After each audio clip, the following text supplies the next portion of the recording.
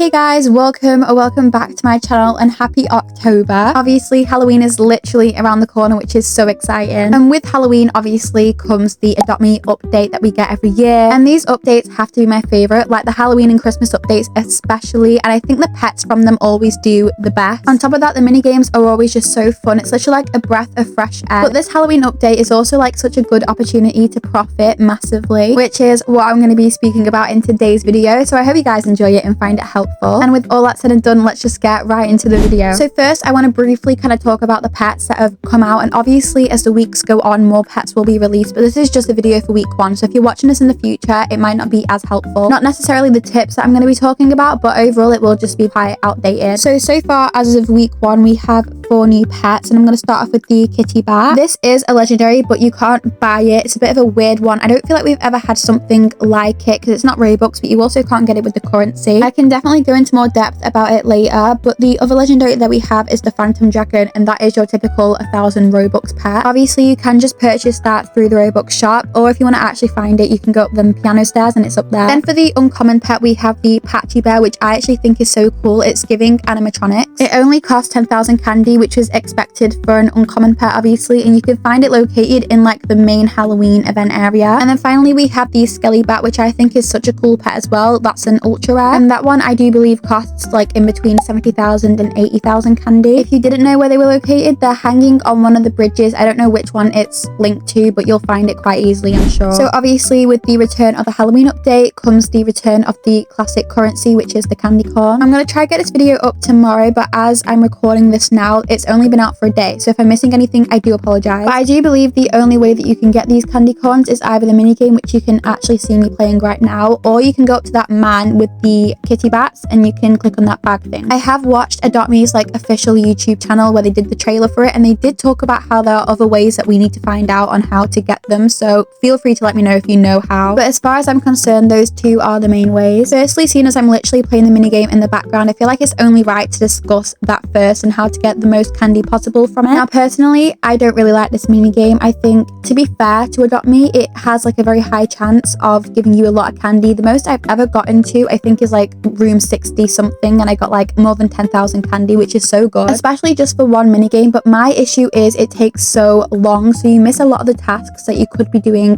in the real world, I guess. But I'm going to give you my tips, I guess, on how I make the most of this minigame and how I try and get the most candy possible. Firstly, I have like zero proof at all to back this one up, but I always go for middle when I first join in. I don't know about you guys, but middle has never done me wrong for the first door, so I always go for that one. The actual concept of the game, I think, is quite simple. You just open doors, and I think the aim is to try and obtain as many of like the positive items as you can, so like the heart potions, the ghost repellent things, even the cell phone, but you don't want to open the door to an actual ghost. Firstly, for the cell phones, if you do get one, you need to speak up about it and tell people which door it isn't, because I can guarantee there are actually loads of people who do have cell phones, but they don't say anything about it, which is really annoying, because if multiple people get cell phones, they're not necessarily going to be given the same door. Like one of them might say it's not left and one of them might say it's not middle, which would mean it's right. So by communicating with each other, you can quite easily work out which door is going to be the right one. Because of this as well, you want to make sure that you're not rushing to a certain door, because the most annoying thing ever is when you're already stood there and then somebody wants to tell you that it's not that door. If nobody does speak up, which means nobody has a cell phone, my advice would be to just like follow the crowd. It's literally not going to make you any safer, but at least, I mean, in my eyes, you're all going to go down together. Or on the other hand, you could all have a higher chance of actually getting through and lasting longer. That's how I see it anyway. Now, the other two main things that you can obtain through these doors is either the heart potion or the like ghost repellent, and honestly, all I have to say about these is don't waste them. When people use the ghost repellent, like a little blue thing like comes up around them, and it always annoys me when they do it when they don't need to, because you're wasting it on nothing. The same goes for the heart potion. You only want to be using these when you're down to literally 1 heart, and the thing is, it literally is inevitable that will eventually happen, so you just want to make sure that when you are down to 1 life, you have loads of them stacked. If you are watching the background video a bit as well, you will be able to see that I have used so many ghost repellents up to this point, and they're literally saving me because I managed to like keep hold of them. I would have been long gone well before this if I was using them when I already had lives, but now that I'm down to 1 heart, I can use them. And obviously, the longer that you stay in, like the more rooms that you get through, the more candy you're going to get, and you can get quite a lot of candy if you get far in this game. So that's why why I recommend this. So that is basically everything covered for what I wanted to speak about regarding the mini game. So then the other method that I spoke about earlier briefly was that bag. You can go to the bag, which is located at the playground, every 10 minutes, and you can click it and you can either get candy or a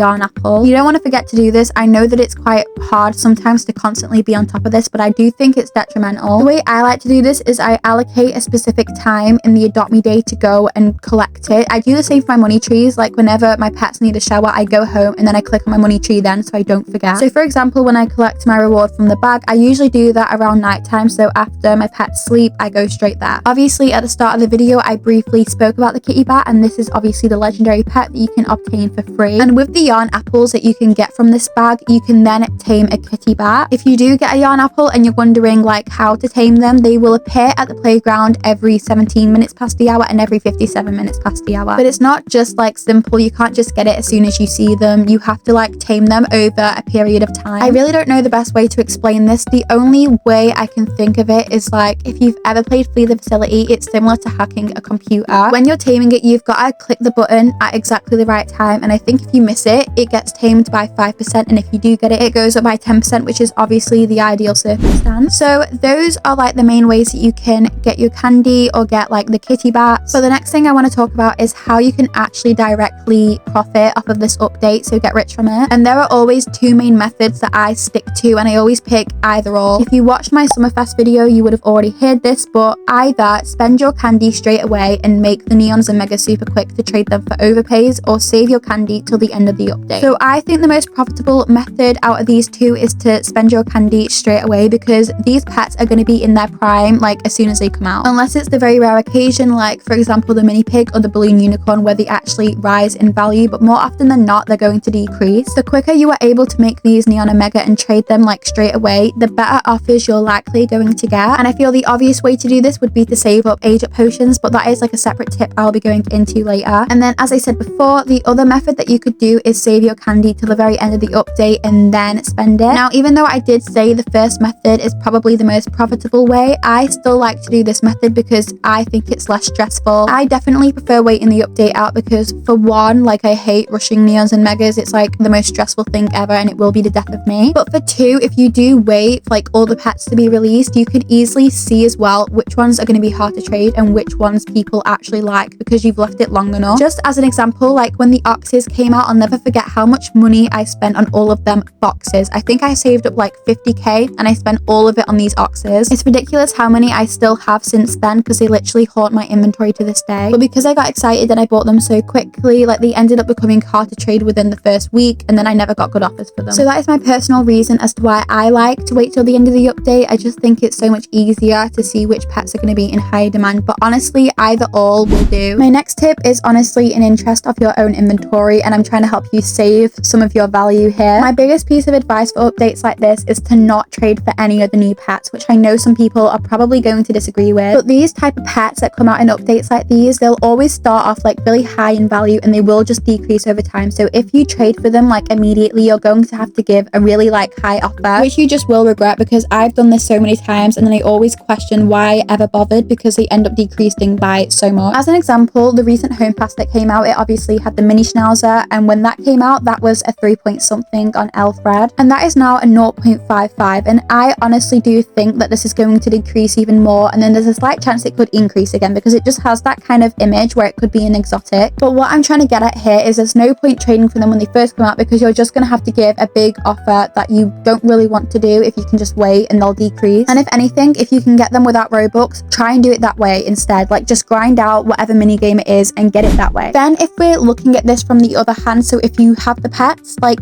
in their prime and you want to trade them, you should be a proud hypocrite and not take anything less than what you should for it. Honestly, sue me, I don't care. If you know that you can get overpayments for them because they're in their prime, don't settle for anything less. And in all honesty, people might hate you, they might beef you, but who cares? Like, it's not the end of the world. I am honestly telling you, don't settle for underpayments or even fair trades. Always try and get overpayments. My final tip for today's video is to save up age up potions. I feel like this is such an obvious one, but I've left it to last because it's probably the most important. Obviously, we touched on before how vital it is to make neons and megas quickly because you can get overpayments for them, and age up potions are going to have a significant play in that. And if you don't have any age up potions right now and you're thinking you've already ruined it for yourself because the Halloween update has already already started, you have not. We still have so many pets that are yet to come out, like so many different weeks yet. So if you think it's too late and you give up now, you're honestly just shooting yourself in the foot, because you can still benefit from this. Stay consistent, keep grinding, and you'll see like a massive improvement. And when the next pets come out, you can make them neons so quickly. I have tried to cover literally everything possible for this update, so if I've missed anything, I'm so sorry. I try my best. But I do hope nevertheless that this helped you guys. Maybe it informed you about something you didn't know. Maybe it's giving you some motivation. But I wish you guys all the best with this Halloween update, and I also hope you have a great Halloween in general. Have a great day, and I will see you all again very soon.